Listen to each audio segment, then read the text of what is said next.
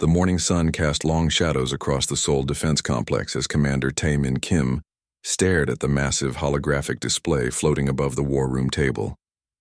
The image showed Earth surrounded by hundreds of alien warships, each one larger than anything humanity had ever built. Their dark hulls gleamed against the black of space like predators waiting to strike. 72 hours, Tae-min said quietly, his voice cutting through the tense silence in the room. That's what they gave us. Dr. Hye-jin Park looked up from her data tablet, her face pale but determined. She had been studying the alien transmission for the past 6 hours, trying to understand every word, every gesture from their so-called ambassador. The High Regent was very clear about their terms, Commander. Complete surrender of all military assets, or they destroy every human settlement in the galaxy. Admiral Bo-Ram Lee stood at the far end of the table, her weathered hands gripped behind her back. At 65, she had seen 3 wars and countless battles, but nothing like this. 847 ships, she said, reading from her own display. Our entire fleet combined wouldn't even scratch one of their smallest vessels. The alien ambassador's words still echoed in everyone's minds. High Regent Vextar of the Helian Empire had delivered the ultimatum, with the casual tone of someone ordering lunch. The creature stood nearly 3 meters tall with a body that looked like a cross between a praying mantis and a spider. Its 4 arms moved in perfect coordination while its compound eyes showed no emotion at all. Your species has become a problem, the alien had said through its translation device. You expand too quickly. You fight too often. You refuse to accept your place in the galactic order. This ends now. Captain Jinwoo Choi shifted uncomfortably in his chair. The young pilot had flown missions against pirates and rebels, but those enemies had been human. They made mistakes, felt fear, could be outsmarted.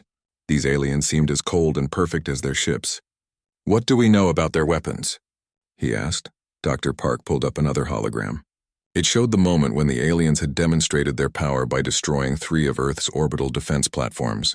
The massive structures, each one capable of protecting an entire continent, had simply vanished in flashes of blue light. Energy weapons beyond our understanding, she explained. They don't use projectiles or explosives. Their ships emit some kind of focused beam that breaks apart molecular bonds. The platforms didn't explode. They just stopped existing. Tae-min walked around the table, studying each face in the room. These were Earth's best military minds, scientists who had pushed the boundaries of human knowledge, pilots who had never known defeat. Now they all looked like children facing their first thunderstorm. Tell me about their fleet formation, he said to Admiral Lee. The older woman activated a tactical display. They're positioned in perfect geometric patterns around the solar system. Every ship knows exactly where to be, when to move, how to coordinate with the others. It's like watching a ballet, except each dancer could destroy a city. No chaos, no confusion, Captain Choi added. When one ship moves, they all adjust perfectly. I've never seen anything like it. The room fell silent again. Outside the window, Seoul continued its daily routine. People went to work, children played in parks, traffic moved through the streets. None of them knew that in 3 days everything might be over. There has to be something, Tae-min said, his voice growing stronger. No enemy is perfect. No technology is without flaws. Dr. Park hesitated, then spoke carefully. There is one thing. During the demonstration, I noticed their energy signatures. The weapons are incredibly powerful, but they seem to draw energy from the ship's main systems. For that brief moment when they fired, their shields flickered. Admiral Lee raised an eyebrow. Flickered how? Just for a fraction of a second. The energy had to be redirected from defense to offense. It might not mean anything, but it means they can't do everything at once, Tae-min finished. They have to choose between shooting and protecting themselves. Captain Choi leaned forward. Even if that's true, Commander, we don't have weapons that can hurt them. Our best missiles bounce off their shields like raindrops. The holographic display updated with new information. More alien ships were arriving every hour, taking positions around Earth's moon and the outer planets. The blockade was becoming tighter, more complete. Sir, a young communications officer entered the room. We're receiving another transmission from the alien fleet. The main display changed to show High Regent Vextar once again. The creature's 4 arms moved in what might have been amusement. People of Earth, the translation came through clearly. We have monitored your communications. We know you are discussing resistance. This is foolish. Your species has shown promise in many areas. Science, art, exploration. We do not wish to destroy you entirely. Accept our protection, and you may continue to exist under our guidance." The message paused, and when it continued, the tone became harder. "However, if you choose to fight, we will demonstrate why 12 civilizations have submitted to the Galactic Council's wisdom. Your military leaders surely understand the mathematics of this situation. Surrender and live. Resist, and your planet will serve as an example to others who might question our authority." The transmission ended, leaving the war room in darkness except for the glow of tactical displays. 12 civilizations, Admiral Lee said quietly. 12 entire species have surrendered to these creatures without a fight.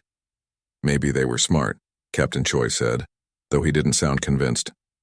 "Maybe survival is more important than pride." Taemin turned to face the group. In the dim light, his expression was unreadable. "Dr. Park, I want you to analyze everything we know about their technology. Every scan, every energy reading, every second of that demonstration. Look for patterns, weaknesses, anything we can use." "Yes, sir." "Admiral Lee, begin moving our forces to secondary positions. I want every ship, every weapon, every soldier ready to fight if necessary." "Understood, Commander." "Captain Choi, prepare your squadrons for immediate deployment. We may not have much time." The young pilot nodded grimly. As the others filed out of the room, Taemin remained alone with the holographic display. The alien ships hung in space like a promise of doom, 71 hours and counting. He thought about his daughter safe in the underground shelters with millions of other civilians. He thought about humanity's brief but brilliant journey to the stars, now threatened by creatures who saw them as nothing more than an irritation to be eliminated. The aliens had made one mistake, though they didn't know it yet. They had given humanity time to prepare. 72 hours might not seem like much, but humans had always been good at making the most of desperate situations. Outside, the first stars were becoming visible in the evening sky. Soon those same stars would witness either humanity's surrender or the beginning of a war unlike any the galaxy had ever seen. The surrender ceremony took place exactly 72 hours after the ultimatum, broadcast live across every human settlement in the galaxy. Commander Taemin Kim stood on the platform in Seoul's main plaza, his dress uniform crisp and his face showing the perfect expression of defeat. Behind him, Admiral Boram Lee and the other military leaders waited with lowered heads as High Regent Vextar accepted Earth's formal surrender. The species known as humans hereby submits to the protection and guidance of the Galactic Council. Taemin read from the prepared statement. His voice carried just the right amount of resignation and shame. "We acknowledge our errors and accept your wisdom." The alien ambassador's compound eyes reflected the morning sunlight as it received the signed documents. "Your cooperation will be remembered favorably," Vextar replied through its translator. "Council forces will now begin the integration process. Your military assets will be deactivated and your leaders will report to our administrators." Across the galaxy, human colonies lowered their flags and powered down their defense systems. News broadcasts showed dejected crowds watching as alien ships moved into orbit around their worlds. Children cried. Adults shook their heads in bitter disappointment. And humanity appeared to accept its fate as a subject species, but appearances could be deceiving. 3 kilometers beneath Seoul, in a bunker that officially didn't exist, General Sujin Yang watched the ceremony on a screen while surrounded by the real command staff of Earth's military. The underground facility buzzed with activity as hundreds of officers coordinated what might be the most complex deception in human history. Phase 1 complete, General Yang announced to the room. All council forces are taking the bait. The woman sitting next to her, Engineer Dong-Hyun Kim, looked up from her technical displays with a satisfied smile. "Their ships are moving into standard occupation formations, just like we predicted they would." On the surface, High Regent Vextar was touring the deactivated weapons facilities that humanity had prepared for inspection. The alien saw exactly what it expected to see: empty missile silos, powered down defense platforms, and defeated human soldiers following orders to disarm their equipment. What the alien didn't see were the real facilities, hidden in asteroid mining operations throughout the solar system. For 3 years, since humanity's first contact with the Galactic Council, Earth's best engineers had been preparing for this moment. "Project Mirage is working perfectly," reported Commander Yoon Seo-jung from her position on Ceres Station. The asteroid belt facility looked like any other mining operation, complete with ore processing equipment and civilian workers. But hidden inside the hollowed-out rock were 37 of humanity's most advanced warships, along with enough supplies to fight for months. Council sensors read us as a standard mining facility, she continued. They have no idea we're here. Similar reports came in from installations throughout the solar system. Mars had been turned into a massive weapons factory, disguised as terraforming equipment. The moon's research stations were actually producing advanced missiles that Earth scientists had reverse-engineered from captured alien technology.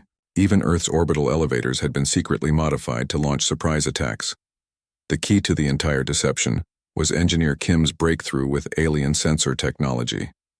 3 months ago, her team had managed to capture a damaged Council scout ship. Instead of studying its weapons, she had focused on understanding how their detection systems worked. Their sensors look for specific energy patterns, she explained to the underground command staff. They expect to see human technology signatures, plasma drives, fusion reactors, electromagnetic weapons. So we gave them exactly what they expect.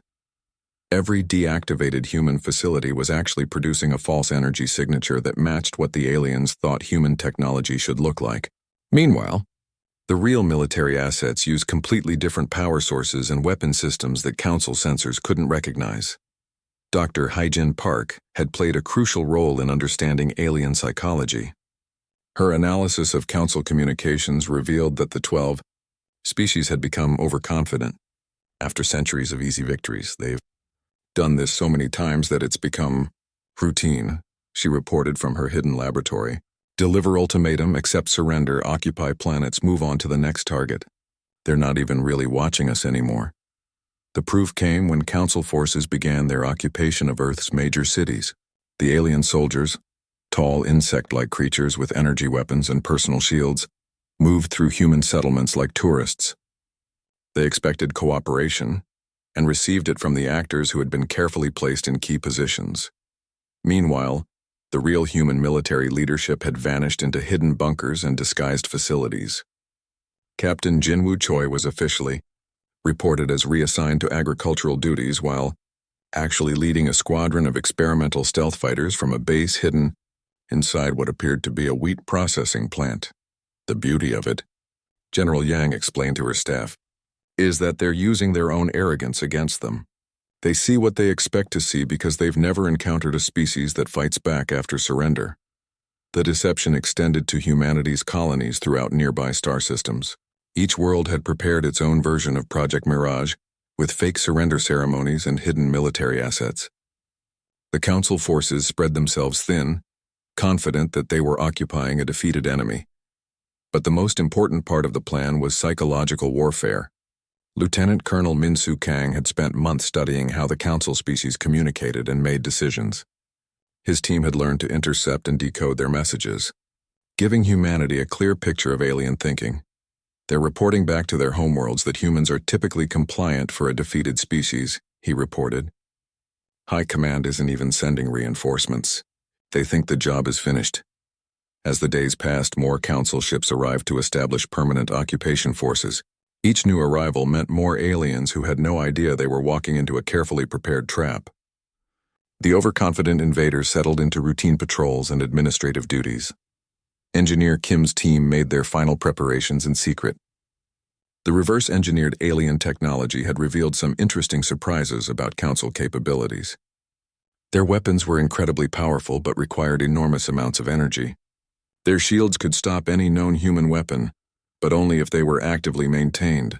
Most importantly, their ships were designed to fight other large vessels in formal battle formations. They've never faced an enemy that uses small, fast attack craft, she explained. Their targeting systems are optimized for capital ship combat. A single fighter might not be able to hurt them, but a swarm of fighters moving unpredictably. The final piece came when Dr. Park's analysis team cracked the Council's command protocols.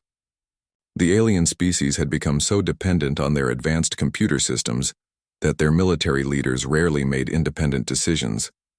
Everything went through centralized command networks that followed predictable patterns. If we can disrupt their communications at the right moment, Dr. Park reported, their entire fleet will lose coordination. They'll be fighting blind, General Yang looked around the underground command center one last time before giving the final order. On the surface, humanity appeared completely defeated. Council forces had occupied every major world and established what they believed was permanent control over human space. The aliens had no idea that hidden throughout the solar system, thousands of human soldiers and hundreds of disguised warships were waiting for a single signal. Project Mirage had worked better than anyone had dared hope. The Galactic Council had been completely fooled by humanity's greatest act of deception. "All stations, this is command." General Yang spoke into her secure communicator. "Prepare for Phase 2. The counterattack begins in 6 hours." For 3 years, humanity had planned for this moment. For 72 hours, they had played the role of defeated victims. Now it was time to show the galaxy what happened when someone underestimated the human species. High above, alien forces continued their routine patrols, completely unaware that they were about to face something no council species had ever encountered: a trap set by humans who refused to surrender. The attack began at exactly 0400 hours Earth Standard Time, across 17 different locations simultaneously. What the Galactic Council had thought was a completely pacified solar system suddenly erupted into coordinated chaos that no alien species had ever witnessed before. Captain Nari Shin's stealth ship was the first to strike.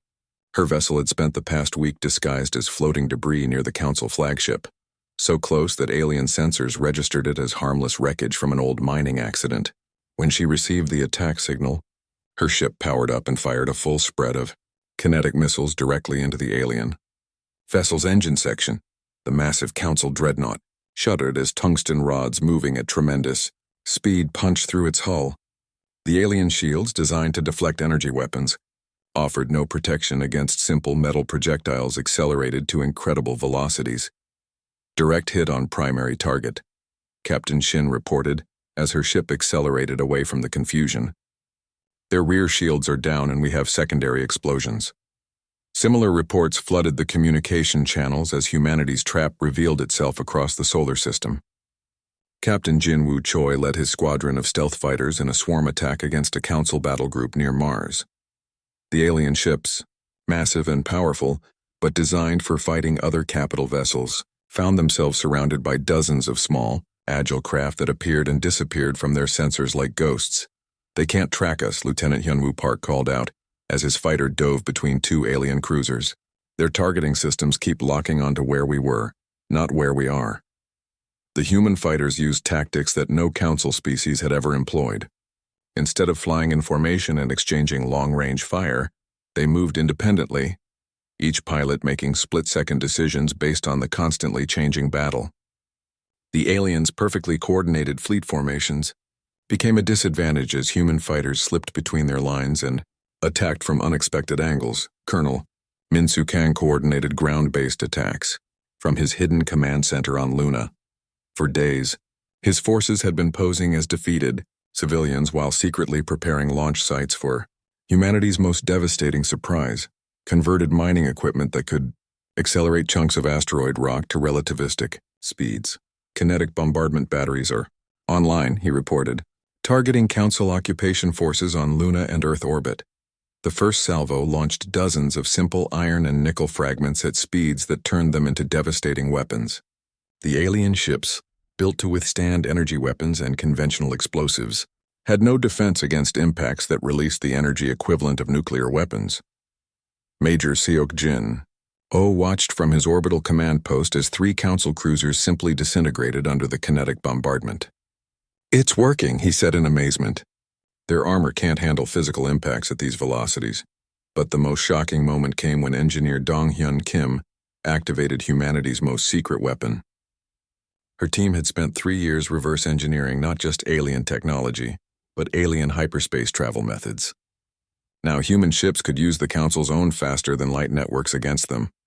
"Hyperspace jump complete," reported Admiral Wan Ho, young as his battle group materialized directly inside the alien formation near Jupiter. "We're behind their lines and they have no idea how we got here." The confusion among Council forces was immediate and total. High Regent Vextar's flagship tried to coordinate a response, but human jamming systems had taken over their communication networks. Instead of receiving orders from their command ship, Alien vessels found their computers filled with false information and contradictory instructions. Intelligence Officer Jae-hoon Lee had prepared for this moment carefully. His team broadcast fake emergency signals that sent Council ships racing to defend locations that weren't under attack, while leaving their real positions vulnerable to human assault. "Enemy fleet cohesion is breaking down," he reported with satisfaction. "They're responding to threats that don't exist and ignoring the ones that do." The psychological impact was devastating. For over 1,000 years, the Galactic Council had never faced serious resistance. Their military doctrine assumed that any enemy would either surrender immediately or fight in predictable patterns. Humanity was doing neither. Captain Yoon Seo-jung's asteroid base revealed itself as she launched wave after wave of fighters and drones that had been hidden in the mining facilities. What the aliens had thought was a conquered industrial center became a hornet's nest of military activity. "Ceres Base launching all remaining squadrons," she announced. "We have them surrounded, and they still don't understand how." The turning point came when Specialist Yoon Ji-yoon successfully broke into the Council's tactical command system. The aliens had become so dependent on their advanced computers that they couldn't function when those systems were compromised. "I'm inside their network," she reported excitedly. "I can see their entire battle plan. And better yet, I can change it." Within minutes, Council ships were receiving orders to retreat from positions they still held, to attack their own forces, and to break formation at the worst possible moments. The perfectly coordinated alien fleet became a confused mass of individual ships with no central command. Dr. Hee-jin Park monitored alien communications.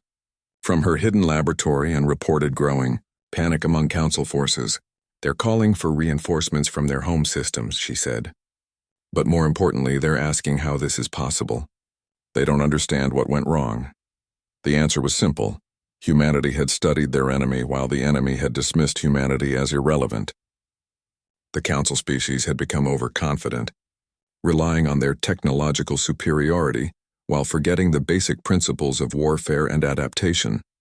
Admiral Bo-ram Lee coordinated the overall battle from her command bunker, watching as humanity's careful planning played out across the solar system. "Status report," she called out. 17 Council capital ships destroyed or disabled, came the reply. 43 smaller vessels eliminated. We've lost 37 ships total, mostly fighters and scouts. The numbers were stunning. In less than 8 hours, humanity had inflicted more damage on Council forces than they had suffered in centuries of conquest. The aliens' invasion fleet, which had seemed invincible just days before, was in full retreat.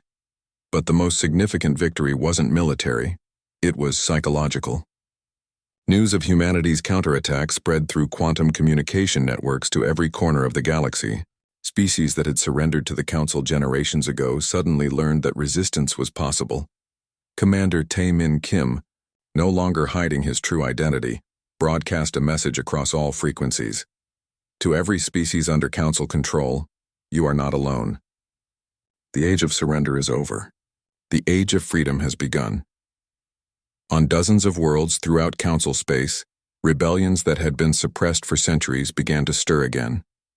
The invincible reputation that the Galactic Council had built through intimidation and overwhelming force crumbled in a single day.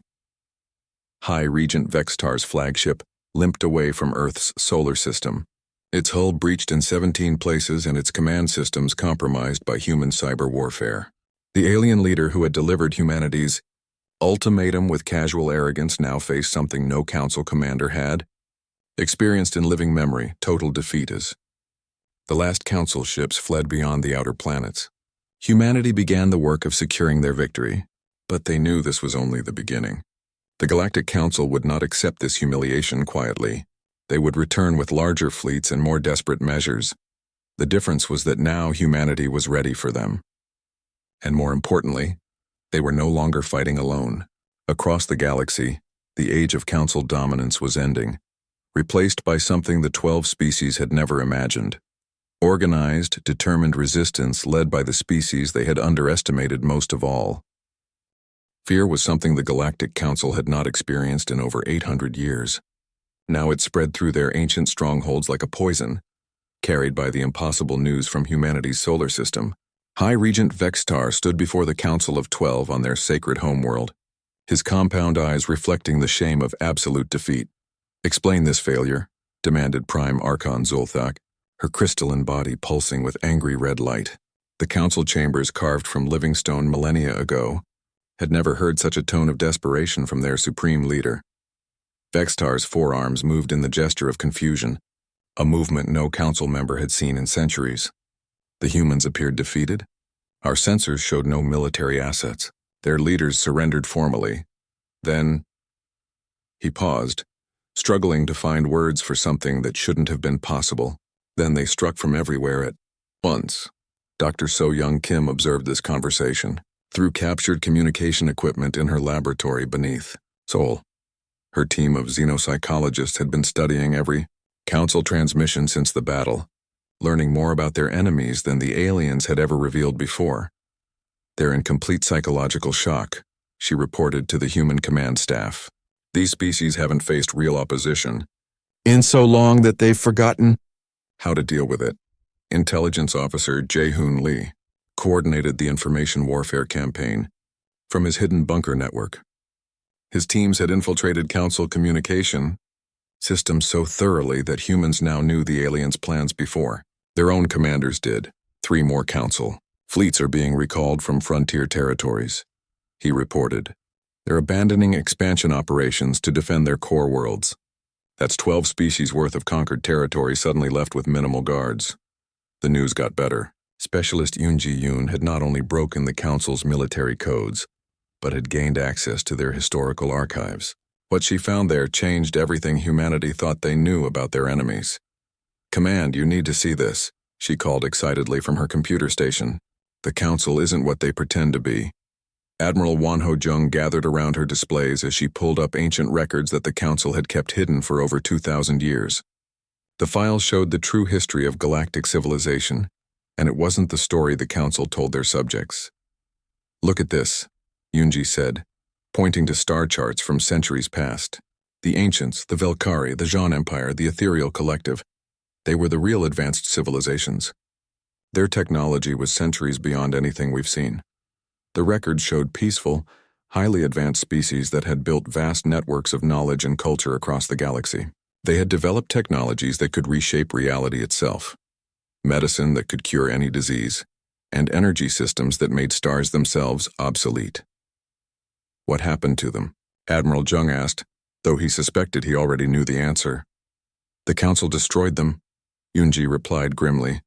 "All of them." The 12 council species were actually primitive compared to the ancients, but they had one advantage. They were willing to use violence when the advanced species weren't. The truth was devastating. The Galactic Council had built their empire not through superior technology or wisdom, but through betrayal and genocide. They had convinced the peaceful ancients to share their knowledge, then used that knowledge to create weapons that could kill beings who had transcended the need for war. Dr. Kim's psychological analysis made the situation even clearer. The council species suffer from what we might call imposter syndrome on a galactic scale. They know they're not the rightful rulers of the galaxy. That's why they're so desperate to maintain control. They're terrified that someone will discover their secret. This fear explained the council's rigid military doctrine and their inability to adapt to new situations. They had been using stolen technology and copied tactics for so long that they had forgotten how to innovate. When humanity presented them with something genuinely new, their entire system collapsed. Admiral Jung coordinated humanity's pursuit fleets as they chased retreating council forces across multiple star systems. The aliens, once so confident in their hyperspace networks, now found themselves hunted through their own territory by human ships that had learned to use council technology better than its creators. "Enemy fleet detected in the Rigel system," reported Captain Hyuk Kim from his mixed squadron of human and rebel ships. The liberation movement was spreading faster than anyone had expected. Species that had been enslaved for centuries were not only joining the fight but bringing their own knowledge and resources. "The Kalari have provided us with detailed maps of council supply lines," Captain Kim continued. "The Neth Consortium is sharing their industrial facilities. The Morden are contributing their warrior fleets. We're not just fighting the council anymore, we're leading a galactic revolution." But the council still had one advantage: desperation. Prime Archon Zolthak made a decision that would have been unthinkable just weeks before. She authorized the use of weapons that the Council had banned from their own warfare for over a millennium. Deploy the World Breakers, she commanded from her crystal throne. If we cannot rule the galaxy, we will ensure that no one else can either. The World Breakers were massive ships designed for one purpose: destroying entire planets. They had been used against the ancients centuries ago and then hidden away as too dangerous for regular warfare. Each one could crack a world apart or sterilize all life on its surface. High Regent Vextar objected weakly. Prime Archon, the galactic treaties forbid. The treaties are void, Zolthak interrupted. Humanity has shown that peaceful coexistence is impossible. They will not be satisfied with their freedom. They will come for us. We must strike first. Dr. Kim intercepted this transmission and immediately understood its significance. They're going to try to destroy Earth and every human colony, she warned the command staff. These World Breaker ships are unlike anything we've faced. Our current defenses won't be enough. Intelligence Officer Lee worked frantically to locate the World Breakers before they could be deployed. His cyber warfare teams had penetrated deep into Council networks, but even they struggled to find ships that had been hidden for centuries. Found them, Specialist Yoon announced. 5 World Breakers stored in a system called Kethmaran at the edge of Council space. They're being activated now. The race began immediately. Admiral Young dispatched humanity's fastest ships to intercept the World Breakers before they could reach human territory. But even traveling through hyperspace, it would be close. Meanwhile, General Taehyung Park coordinated with rebel leaders throughout the galaxy. The news that the Council was preparing to destroy entire worlds sent shockwaves through every species under their control. The Vorthon republics are joining us, he reported. The synthetic minds of Kepler have pledged their support. Even some of the younger Council species are questioning their leaders' orders. The galaxy was choosing sides, and for the first time in centuries the Council found themselves outnumbered. But numbers meant nothing if the World Breakers reached their targets. Commander Taemin Kim stood in the war room that was no longer hidden, watching tactical displays show the approaching threat. 5 ships that could destroy worlds were moving toward Earth and its colonies. Humanity had won the first battle through deception and courage, but this next fight would require something more. How long until they reach Earth? He asked. 72 hours, Admiral Young replied. The same amount of time they originally gave us to surrender. The irony was not lost on anyone in the room. The Galactic Council, faced with their first real defeat in centuries, was about to discover what happened when someone pushed humanity too far. The species that had surprised them with their resistance was about to show them something even more dangerous: human determination, when everything they loved was threatened. The final battle was coming, and this time there would be no surrender from either side. The largest space battle in galactic history began at the edge of Council territory, where ancient stars bore witness to the clash between tyranny and freedom. Fleet Admiral Yejin Choi stood on the bridge of humanity's flagship as thousands of ships from dozens of species formed the most unlikely alliance the galaxy had ever seen. Final count, she called out to her tactical officer. 2,300 ships in our combined fleet, came the reply. Humans, Kalari, Neth, Morden, Vorthon, and 47 other species. The Council has brought everything they have. 4,000 ships plus the 5 World Breakers. The numbers should have been overwhelming, but Admiral Choi had learned not to trust simple mathematics when it came to warfare. The Council still thought in terms of traditional fleet battles, while humanity and their allies had embraced something entirely different. Commander Hyuk Kim led the most diverse squadron in galactic history from his modified fighter. His wingmates included a crystalline Vorthon pilot, who communicated through light patterns, a mechanical synthetic mind that could process thousands of tactical scenarios per second, and a Kalari warrior whose species had been fighting guerrilla wars against the Council for 3 centuries. "This is Ghost Squadron," he reported. "All species representatives ready for coordinated assault." Dr. Mi-Young Lee worked frantically in her laboratory ship, analyzing the quantum signatures of the approaching World Breakers. These ancient weapons were unlike anything humanity had encountered. Massive vessels that seemed to bend space itself around their hulls. "I've found their weakness," she announced over the fleet communication system. The world breakers use quantum resonance to crack planets apart. But that same resonance creates a feedback loop if it encounters the right frequency pattern. Can we generate that frequency? Admiral Choi asked. Not with human technology alone, Dr. Lee replied. But if we combine our systems with Vorthan crystal matrices and synthetic mind processing power, the plan that emerged was insane by any traditional military standard. Instead of trying to destroy the world breakers through conventional weapons, the Allied fleet would attempt to turn the planet killer's own power against them. General Taehyung Park coordinated the ground assault teams that would need to capture at least one world breaker intact. His forces included human marines, Morden shock troops, Kalari stealth specialists, and volunteers from a dozen other species who had suffered under Council rule. Remember, he briefed his multinational army, we need the resonance chamber undamaged. Everything else is expendable. The battle began when the world breakers dropped out of hyperspace at the edge of the Keth Moran system. The 5 massive ships moved in perfect formation, their hulls crackling with energy that could tear worlds apart. Behind them came the largest Council fleet ever assembled, every ship they could spare from their crumbling empire. Admiral Choi gave the order that would echo through galactic history. All ships, attack pattern freedom, show them what happens when the galaxy fights back. The Allied fleet moved like nothing the Council had ever seen. Instead of rigid formations and predictable tactics, thousands of ships from dozens of species coordinated in a chaotic dance that somehow made perfect sense. Human fighters worked with Kalari raiders to slip past Council defenses. Vorthan crystal ships combined their energy weapons with synthetic mind targeting systems for impossible accuracy.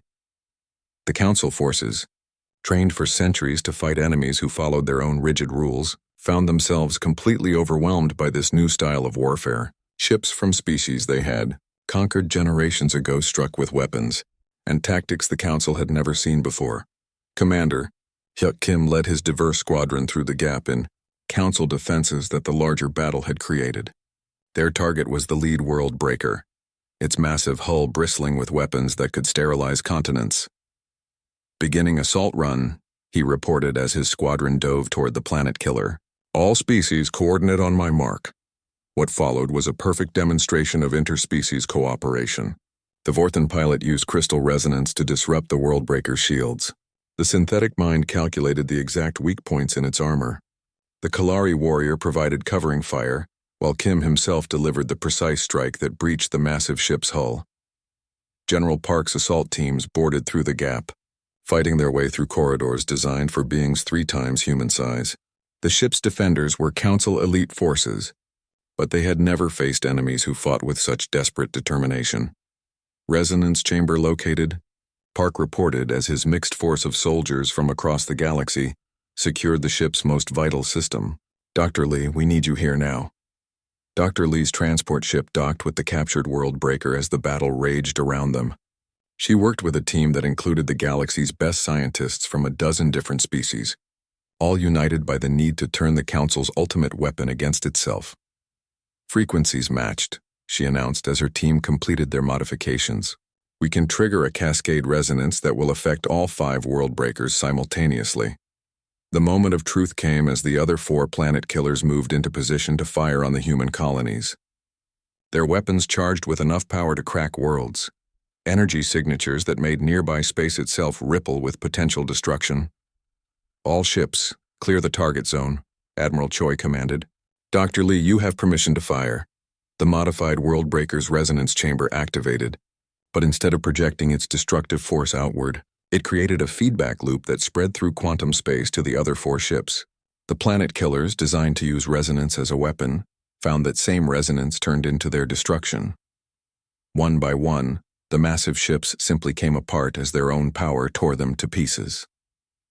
The weapons that had destroyed the ancient civilizations and terrorized the galaxy for centuries ceased to exist in flashes of imploding energy. High Regent Vextar watched from his command ship as humanity's impossible victory unfolded. The Council fleet, demoralized by the destruction of their ultimate weapons, began to break apart as individual commanders decided that survival was more important than loyalty. The age of the Council is over, Admiral Choi broadcast across all frequencies, but we do not seek to replace one tyranny with another. To all Council forces still fighting, surrender now and you will be treated with honor. Your people will have a voice in the galaxy's future. The surrenders began almost immediately. Species after species laid down their arms as they realized that the humans were offering something the galaxy had never seen before: victory without revenge. Commander. Taemin Kim stood in the same war room where humanity's desperate plan had begun, but now he was no longer hiding underground. The room was filled with representatives from across the galaxy, all working together to build something unprecedented, a democratic government that included every species as equals. The Galactic Democratic Assembly will have its first session next month, he announced to the gathered delegates. Every species, including the former council races, will have representation based on population and voluntary participation. The former council species were not destroyed or enslaved. Instead, they were offered the chance to join the new government as equals, their knowledge and experience valued rather than feared. Some accepted immediately, grateful to be free from the burden of ruling through fear. Others took time to adapt to the idea that they could exist without dominating others. Dr. Hyjin Park established the new government's first research initiative, HFY project to rediscover and restore the knowledge of the ancient civilizations that the Council had destroyed. With the help of species who remembered fragments of the old wisdom, humanity began to unlock technologies that could heal worlds rather than destroy them. The galaxy's first interspecies university opened on a neutral world, where beings from hundreds of different species learned from each other as equals. The rigid hierarchies and enforced ignorance of the Council era gave way to cooperation and shared knowledge. Captain Jinwoo Choi, now promoted to admiral, led the new Galactic Defense Force, not an army of conquest, but a peacekeeping organization dedicated to protecting all species from those who would repeat the Council's mistakes. We patrol not as conquerors, but as guardians, he explained to his mixed crew of humans and aliens. Our job is to ensure that freedom, once won, is never lost again. Years later, when historians from across the galaxy wrote about the end of the Council era, they would struggle to explain how humanity had achieved the impossible. How had a single species facing overwhelming odds not only won their freedom, but liberated an entire galaxy? The answer was simple, though it took the galaxy time to understand it. Humanity had never fought for domination or revenge. They had fought for a principle that the Council had tried to destroy, the idea that every thinking being deserved freedom and dignity. When humanity won, they didn't create a human empire. They created something the galaxy had never seen before.